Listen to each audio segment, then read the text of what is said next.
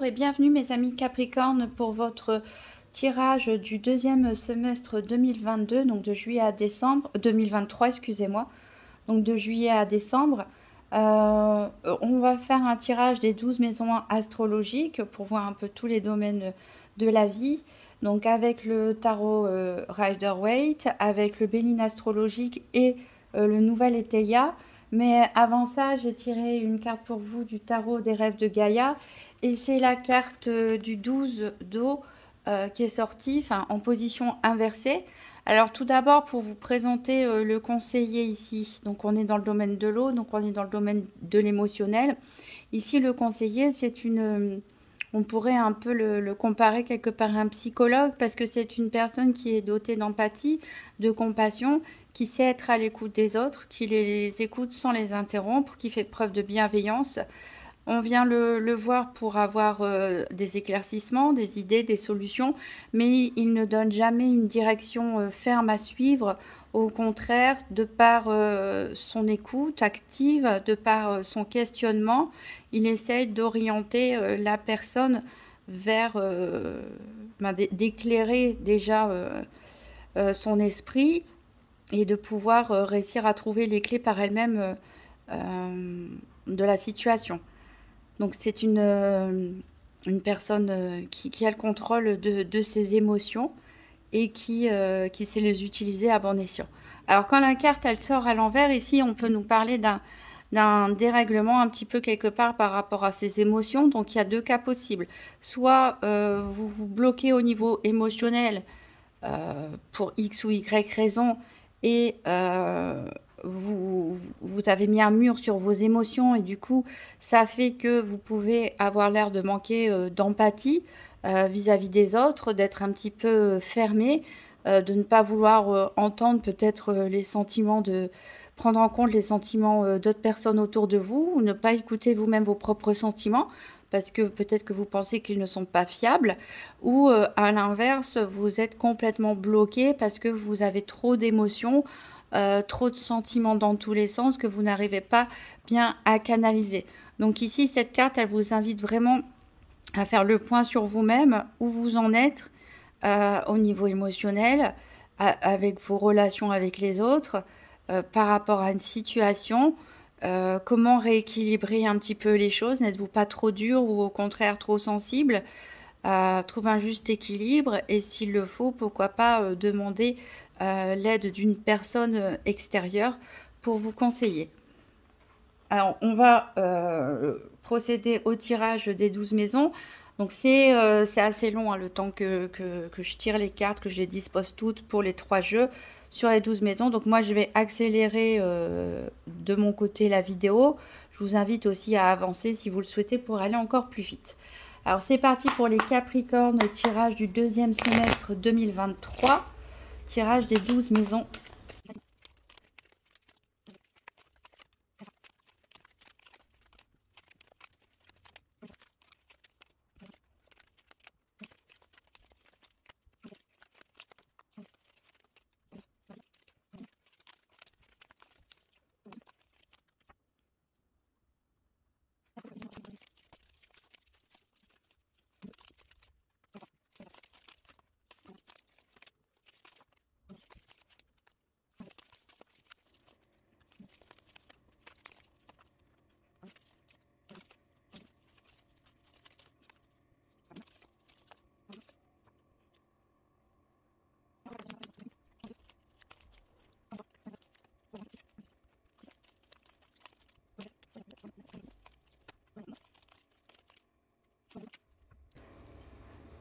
Voilà, donc toutes les cartes sont posées. Donc j'ai jeté un coup d'œil rapidement. J'ai constaté qu'il y avait très peu d'arcanes majeures au niveau du tarot. Donc ça ne devrait pas être un semestre hyper bouleversant en tout cas. Ça sera plutôt ponctué de peut-être de nombreux événements. Il y avait une majorité de bâtons. Donc voilà, beaucoup d'efforts, de travail, peut-être de passion aussi, de conflits parfois. Au niveau des planètes avec le Béline, on est assez équilibré. Donc on va voir en dos deck ici, on a un cavalier d'épée à l'envers. Donc Ben, encore une fois, alors cette fois-ci, on n'est pas dans les énergies de l'eau comme le conseiller, on est dans les énergies de l'air, mais encore une fois, ici, c'est renversé. Alors, est-ce que c'est pas un peu le flou dans votre tête en ce moment pour certains? Est-ce que vous n'allez pas contre-courant de certaines choses?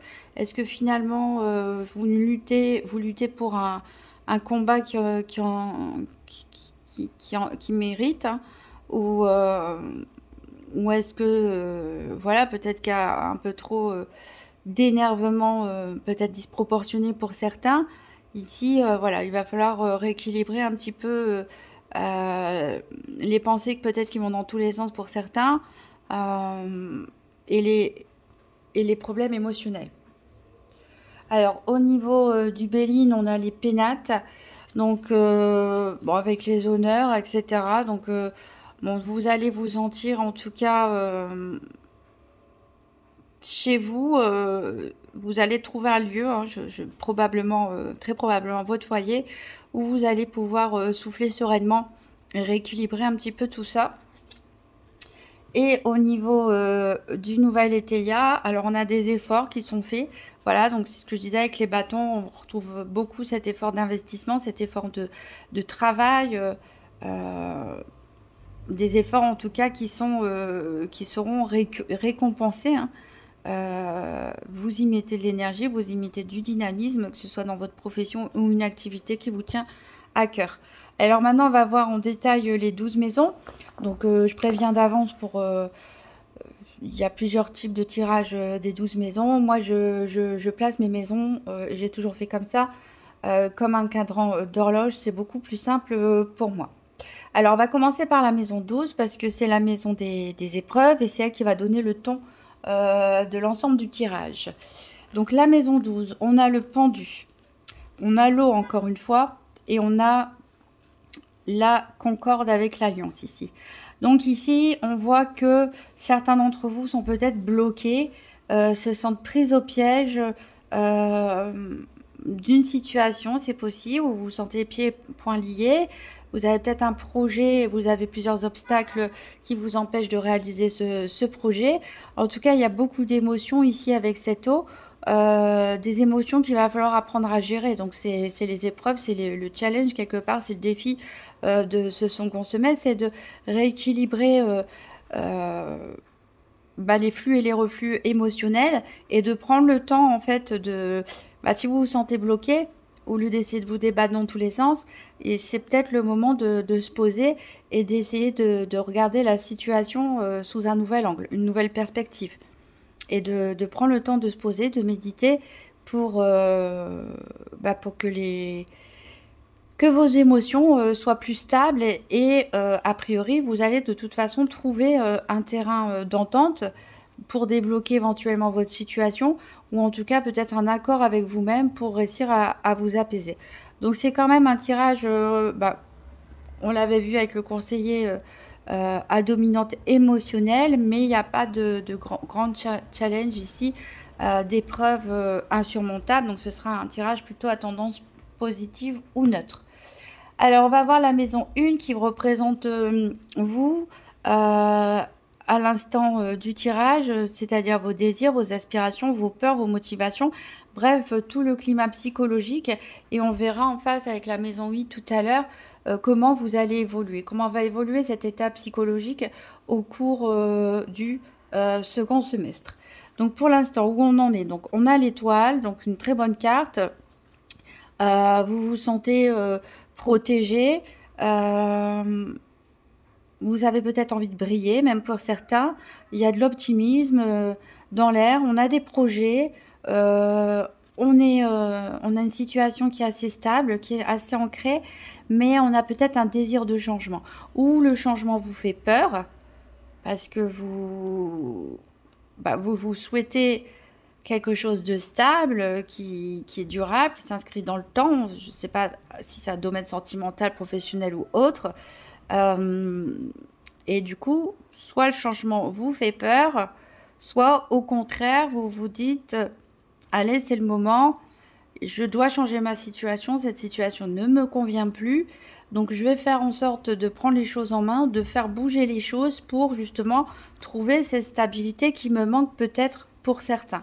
Donc deux cas de figure ici, peur du changement et de perdre une certaine stabilité, ou au contraire une envie d'aller de l'avant pour retrouver plus de sérénité. On a plutôt un bon état d'esprit. Alors, on va voir maintenant la maison 2 qui représente les possessions, la vie matérielle, économique. Donc ici, on a un 10 d'épée, on a la méchanceté avec cette carte de Mars et on a le livre avec la sagesse. Alors, peut-être que vous avez découvert quelque chose, peut-être que vous avez été victime d'une arnaque ou d'un vol ou vous êtes senti spolié, peut-être qu'il y a eu un jugement de justice rendu en votre défaveur au niveau financier. Mais ici, on sent de la trahison. On sent un acte de méchanceté. Vous avez ressenti en tout cas de la méchanceté. Vous avez peut-être accueilli mal une décision. Un événement voilà, qui vous a marqué, qui vous a mis à terre. Voilà, on n'est pas dans les deniers ici, mais on est bien sur la vie économique et matérielle. Donc il y a une grosse déception ici à ce niveau-là. Alors est-ce que certains auraient perdu un emploi ou se seraient séparés, quelque chose comme ça? Est-ce qu'on vous a trahi? Est-ce qu'on vous a volé? Est-ce qu'on vous a arnaqué? En tout cas, il y a quelque chose ici qui se passe au niveau des finances que vous avez beaucoup de mal à digérer. Vous allez devoir chercher des informations, peut-être... voilà, essayez de comprendre les motivations des uns et des autres. Il y a peut-être des choses qui vous sont cachées. Voilà, donc c'est à vous à trouver et à chercher plus loin. Et à voir comment vous pouvez contrecarrer cette situation ou ces éventuelles attaques ou des disputes, des dilemmes en matière financière. Ici, on a des désaccords aussi peut-être dans un couple ou dans une famille à propos d'un héritage. Alors, on va voir la maison 3, la vie en société. Donc ici, c'est la vie de tous les jours, c'est votre vie quotidienne, mais en dehors de votre foyer. Donc ça correspond plus aux obligations sociales qu'on a à faire, les rencontres de tous les jours. Donc là, on ne parle pas des amis très proches qui seront ici dans la maison 11. On ne parle pas non plus de vos parents. Les seuls membres de la famille éventuellement impliqués, ce sont les frères et les sœurs. Sinon, ce sont que des personnes que vous croisez comme ça dans votre vie de tous les jours, des collègues, des commerçants, etc., qui représentent votre vie quotidienne. Alors, on a le cavalier de bâton, ici, donc une très bonne énergie, un très bon dynamisme, vraiment de l'élan hein, de votre part, en tout cas pour faire vos obligations. Ça ne vous fait pas peur. Le quotidien, c'est pas quelque chose qui vous fait peur. Par contre, on a cette histoire de trahison qui revient. Voilà. Et il y a quelque chose qui se termine ici. Alors, est-ce que c'est une relation d'affaires? Est-ce que c'est, on verra avec la vie professionnelle aussi, est-ce que il y a eu des missions ou autre, licenciement? Ou est-ce que vous avez été arnaqué par un commerçant? Est-ce que vous avez fait une mauvaise affaire? En tout cas, ici, votre vie sociale, votre vie en société, votre vie quotidienne de tous les jours en dehors de votre foyer. Alors c'est peut-être pour ça que en deck, on avait les pénates et que au niveau émotionnel, vous vous sentez mieux chez vous. Parce qu'en tout cas, vis-à-vis de l'extérieur, ici, vous souffrez d'une trahison. Hein, il y a quelque chose qui se termine. Mais en tout cas, vous rentrez dedans. Hein, vous n'avez pas peur d'affronter les choses. Vous êtes déterminé. Alors, on va voir la maison 4, maintenant qui représente la famille, et en particulier les ascendants, comme les parents ou les grands-parents. Ici, on est encore sur un 10, donc, et un 10 inversé. Donc, on sent vraiment qu'on arrive en bout de course, en bout de souffle pour certains. On a cette carte Mercure qui nous parle de vol et de perte. Hein, donc, et on a quand même la générosité. Alors, est-ce que c'est quelqu'un de votre famille qui aurait été arnaqué, un parent, etc., que vous souhaitez aider? Est-ce que c'est au contraire quelqu'un de votre famille qui souhaite vous aider suite à cette trahison? On a vu cette perte d'argent, cet événement hein, qui vous fait basculer un petit peu la vie économique et qui vous déçoit au niveau de votre vie sociale. On voit que vous avez fait beaucoup d'efforts, vous, pour récolter ce que vous aviez et vous l'avez perdu. Voilà, donc peut-être une somme d'argent perdue, égarée, volée, qui avait demandé pas mal d'efforts pour l'obtenir. Hein, peut-être c'était même des économies familiales, pourquoi pas, hein, ou de l'argent qu'on vous avait donné. En tout cas, il y a de la générosité, donc peut-être un soutien familial, hein. Si ça vous concerne directement, cette perte d'argent, ce que je pense, vous allez recevoir probablement un coup de pouce de la part de votre famille. Mais voilà, là, ça se poursuit cette trahison, donc ça se poursuit jusque dans la famille. Alors, on va voir maintenant la maison 5. Donc la maison 5 qui représente tout ce qui est loisirs, divertissement et éventuellement les enfants aussi si vous en avez. Donc on a le 7 d'épée, on a le cloître et la petitesse. Donc ici, il est possible que... Bah, encore une fois, c'est la carte du voleur, hein, ici. Hein. C'est la carte du voleur. Et la petitesse. Donc, est-ce que vous avez été piégé par une personne proche de vous? Par un enfant, éventuellement, par quelqu'un... voilà, un membre de la famille ou... Est-ce que ça a été lors d'une sortie d'un un club de gymnastique, un concert, un match de foot, n'importe quoi. En tout cas, ici, il y a le vol. Donc, à moins que ce soit vous qui ayez commis une maladresse, hein, qui n'est pas... que vous aviez été un peu lâche, peut-être dans une situation. Mais ici, bon, c'est la carte du voleur. La petitesse, hein, c'est vraiment un coup bas. Un coup bas et on sent que la vie sociale, elle vous a beaucoup déçu, puisque ici, en matière de loisirs et de divertissement, vous vous fermez la porte. J'ai l'impression que le chat échaudé craint l'eau froide. Pour certains, vous préférez vous concentrer sur vous, sur votre foyer et ne plus tenter pour l'instant des activités à l'extérieur. Après, ça peut nous parler aussi de problèmes, hein, de conflits avec les enfants. Voilà. Est-ce que vous avez l'impression que les enfants vous voient par intérêt financier ou autre? Voilà, il y a une fermeture en tout cas, peut-être pour certains avec les enfants. Ou un enfant, hein, pas forcément tous non plus. Alors, on va voir la maison 6 qui représente la vie, la santé et aussi la vie quotidienne, mais cette fois-ci la vie quotidienne au sein de votre foyer, donc c'est-à-dire, comme on le voit ici, hein, les tâches ménagères, l'administratif, enfin bref, le quotidien, la routine de la maison. Donc ici, on a ce cavalier de coupe. Ce cavalier de coupe, c'est un peu le pendant du conseiller, le 12 d'eau, chez Gaïa. Donc, on va reparler de la même chose, hein. Blocage au niveau émotionnel, soit trop d'émotions pour certains, trop de sensibilité, soit au contraire, on s'est fermé totalement suite à un événement, une trahison, un vol. Et au niveau émotionnel, c'est terminé et du coup, vous manquez parfois peut-être d'empathie. Alors ici, on a encore la générosité qui revient, hein. On a quand même la générosité qui revient, donc probablement quelqu'un de proche ou de votre foyer va vous aider, à moins que ce soit vous qui aidiez l'autre personne. On a la table, alors vous prévoyez en tout cas d'inviter des personnes chez vous à manger peut-être. Des personnes qui vont vraiment vous soutenir, des appuis. Donc cet appui, moi je le sens par rapport, vu qu'on avait la carte de la générosité dans la famille, en particulier des ascendants, je sens que c'est des appuis de la famille que vous avez invité à un repas de famille et qui vont pouvoir vous aider. Ça va être difficile pour vous de vous exprimer clairement et bref, au niveau émotionnel, ça va être un peu compliqué à gérer, mais voilà, vous allez recevoir un coup de pouce. Ça va vous permettre de réaliser des économies, mais ici vous avez un projet qui est retardé, donc peut-être est-ce que vous avez prévu de déménager, d'aménager votre appartement, de changer de meubles, des travaux, etc. Des projets au sein de votre foyer qui sont qui sont retardés.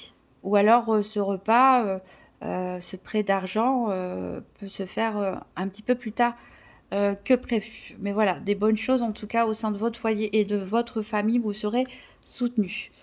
Alors, au niveau de la maison 6, non, ça c'était la maison 6, donc ça c'est la maison 7. Donc c'est la vie sentimentale, la vie affective, amoureuse. Alors, ici, on a la reine d'épée à l'envers. On a la carte bleue, c'est la meilleure carte du jeu, Béline.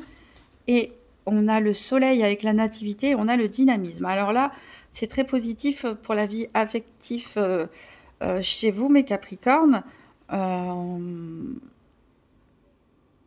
Déjà, rien que par la présence de cette carte bleue, hein. Donc, pour certains, on pourrait même, avec la nativité, parler d'une grossesse éventuellement ou de projet d'enfant. On peut parler éventuellement pour des célibataires d'une nouvelle rencontre, en tout cas la volonté de commencer quelque chose, de repartir voilà, sur de bonnes bases. On vous sent dynamique, on vous sent énergique.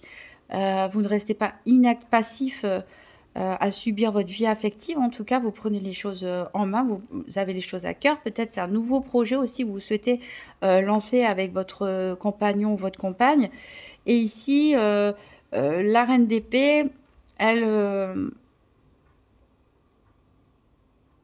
reine d'épée, elle parle, elle est juste, elle maîtrise sa communication, mais elle est décidée, mais faites attention ici parce qu'elle est renversée.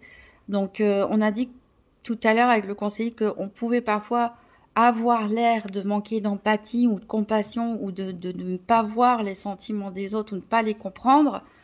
Voilà, soyez attentif à votre façon de communiquer avec les autres, en particulier avec l'être aimé, hein, si vous en avez un, ou lors d'une nouvelle rencontre, pour ne pas avoir l'air trop dur, avoir des propos trop durs ou trop tranchés. Mais en tout cas, là, ça va vous... la vie affective, c'est quelque chose, en tout cas, qui va vous donner du dynamisme, vous donner l'envie d'un nouveau commencement et qui va vous apporter beaucoup de joie. Et qui va compenser un petit peu toutes les déceptions qu'il y a autour à propos de cet événement, de cette trahison, mais qui, a priori, ne vient pas de la vie amoureuse.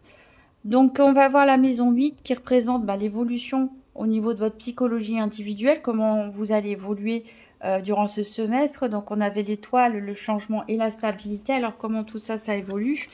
Alors, ça évolue. On a un 8 de coupe.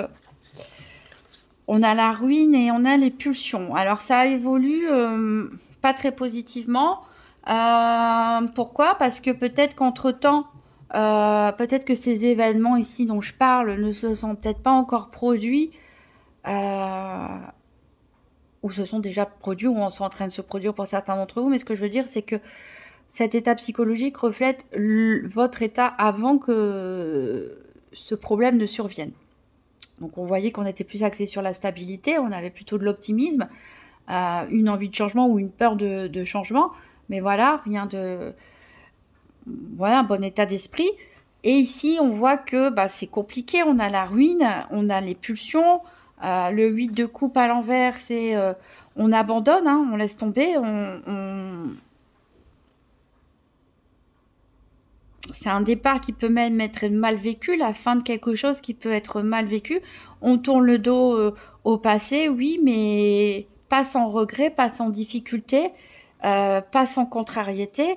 Vous allez être très énervé, a priori. Bon, le futur, on peut changer, bien sûr, hein.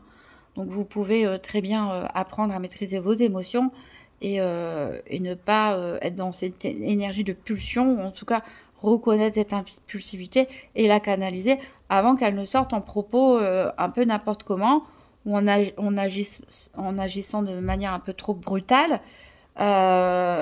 ou irrévocable. Parce qu'ici, il y a quelque chose qui vous avez l'impression que quelque chose qui vous est tombé sur la tête.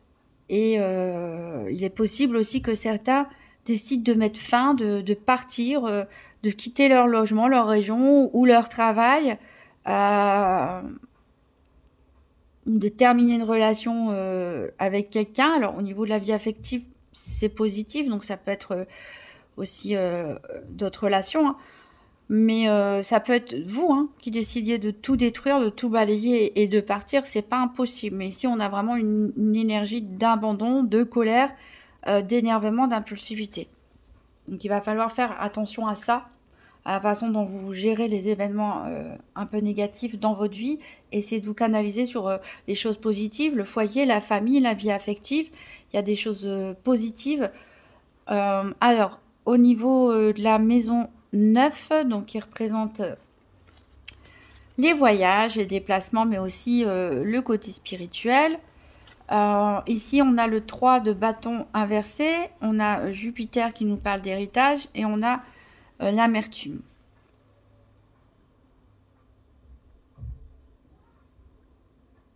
Bon, ici, on a 2 cartes inversées.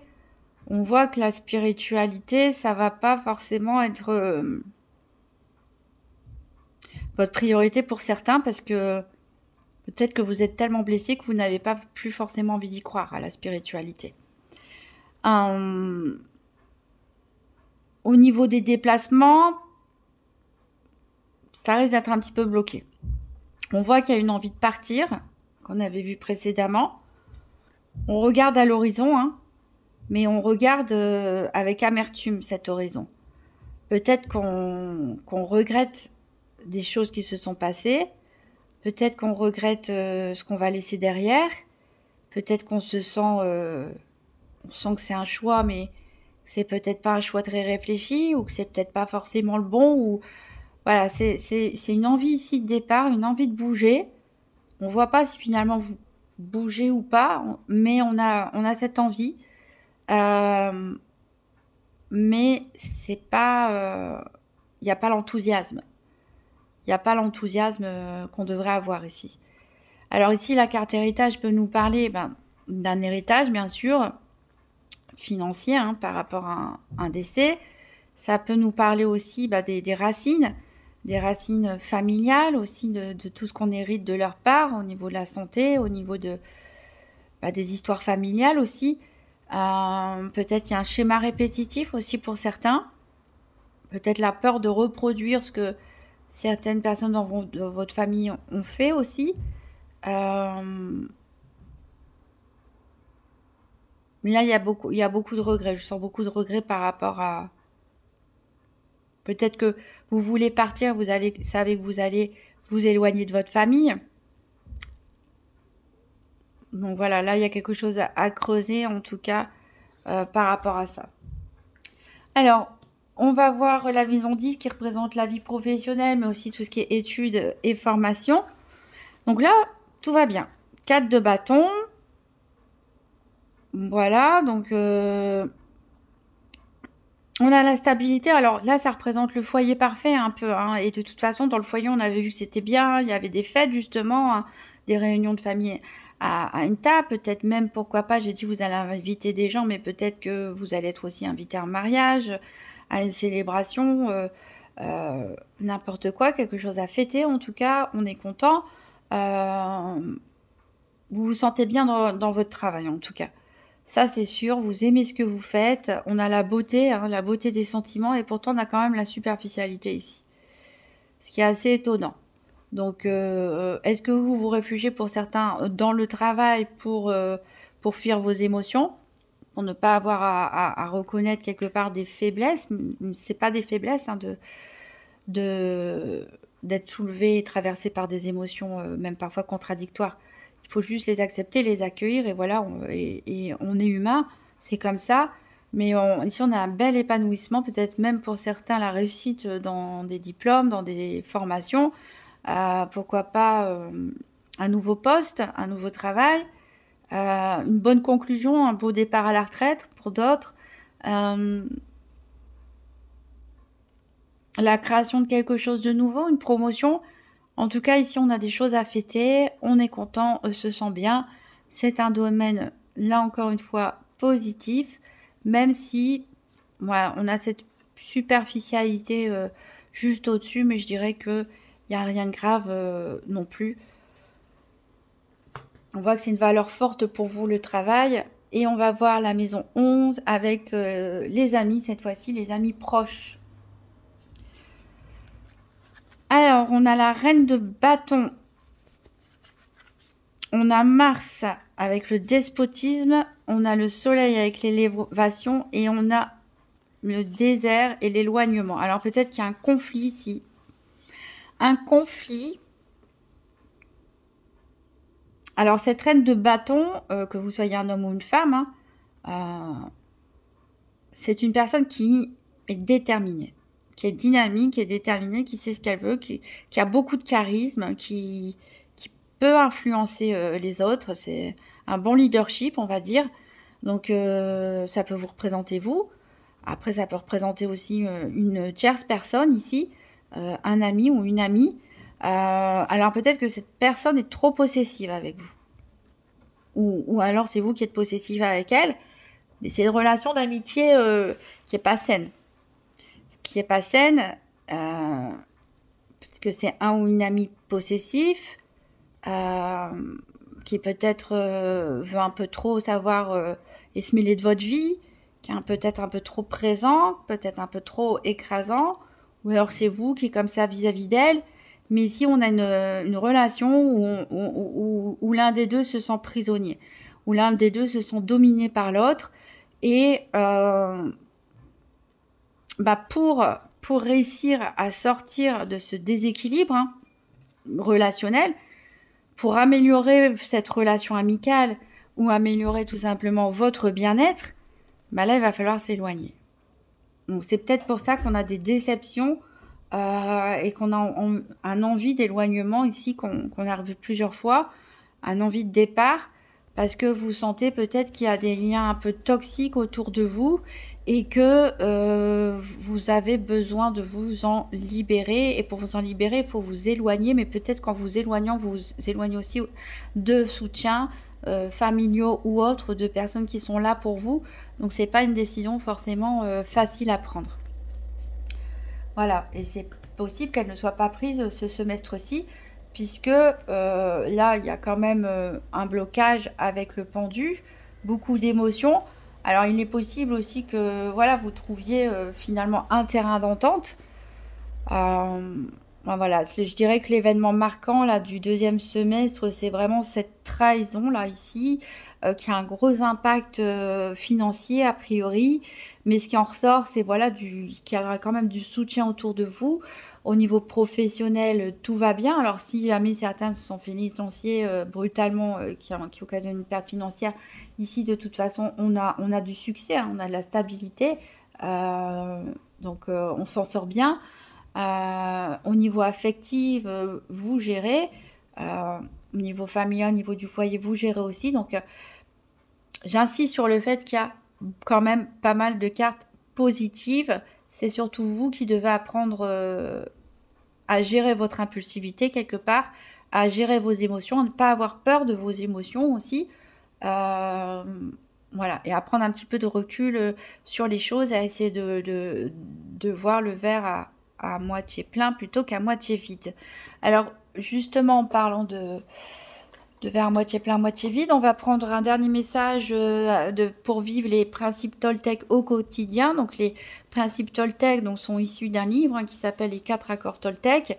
Donc, c'est 4 principes très simples, mais qui permettent de mieux vivre avec soi-même et avec les autres. Donc, pour les Capricornes, deuxième semestre 2023, quels sont les principes que les Capricornes doivent appliquer pour traverser ce deuxième semestre ?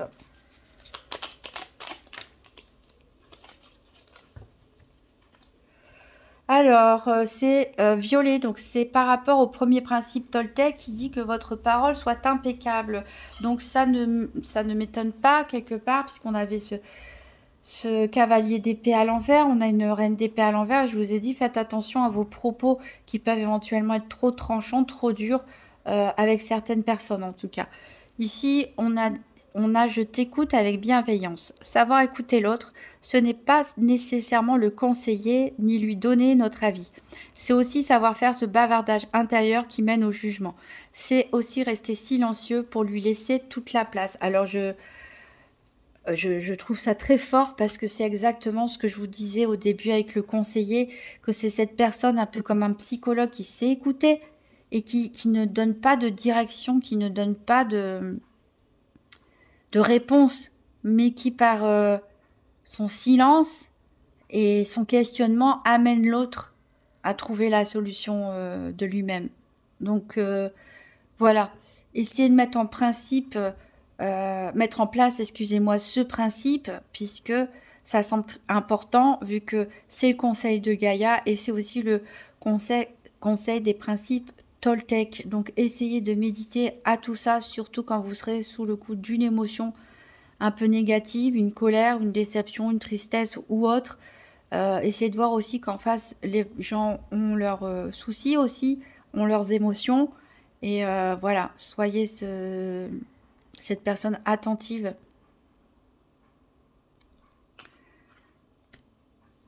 Voilà mes amis Capricorne, j'en ai terminé pour ce deuxième semestre 2023. Je vous souhaite bon courage et puis je vous dis à très bientôt.